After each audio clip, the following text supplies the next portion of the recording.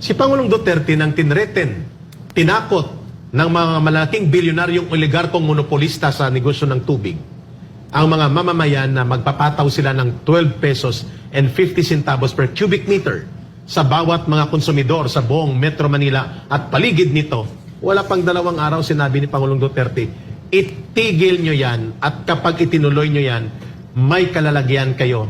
Iti-take over ng pamahalaan at ng military ang mga facilities nyo at idideklara ko ang crisis situation sa tubig at kami magpapatakbo ng inyong mga linya sapagkat ang tubig na yan ay bahagi ng patrimonya ng bansa. Meaning, pagmamayari yan ng taong bayan na ginagamit yung negosyo na tubong lugaw.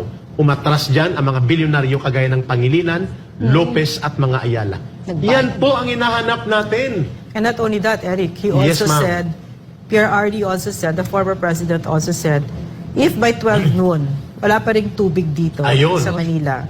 Lagot kayo sa akin. Kayo. And within seconds, there was water. There was water. This is what it really means now when you are in the office of the president. Exactly. That kind of power that you have, you can use, and you should use for the Filipino people, not for yourself.